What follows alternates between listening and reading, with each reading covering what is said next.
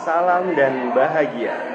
Bapak Ibu guru hebat, perkenalkan nama saya Surur dari SMK Negeri 1 Banyuwangi. Saya mengajar di konsentrasi bisnis digital jurusan pemasaran. Kali ini saya akan mencoba berbagi tips terkait bagaimana cara kita untuk membuat peserta didik berpikir kritis ketika sedang kegiatan belajar mengajar di dalam kelas.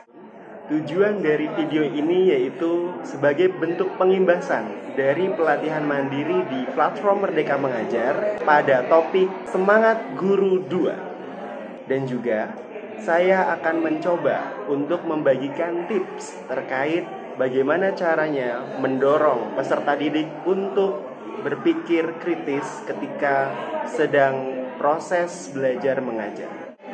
Yang pertama yaitu kita sebagai guru harus mampu merancang pertanyaan refleksi yang bisa diterapkan di dalam kelas sebelum kita memulai pembelajaran.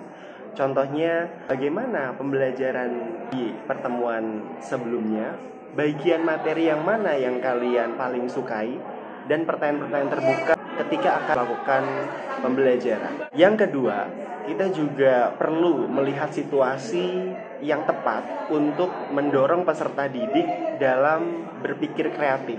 Contohnya ketika setelah selesai pembelajaran, minimal 15 menit sebelum pembelajaran diselesaikan, kita membagikan form refleksi atau mungkin kita membuat form di Google Form terkait apa yang mereka pelajari hari ini dan pertanyaan-pertanyaan terbuka lainnya seputar pembelajaran.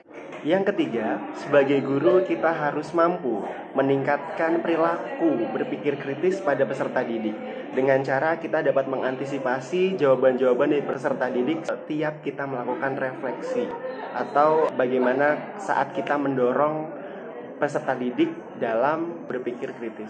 Contohnya kita akan membayangkan bagaimana saat melakukan refleksi peserta didik ada yang menjawab di luar dugaan, kemudian ada yang menjawab singkat, ada yang masih ragu-ragu, dan itu perlu kita siapkan bagaimana seharusnya guru mengatasi situasi tersebut guna refleksi dan berpikir kritis berjalan dengan sesuai seperti yang guru harapkan.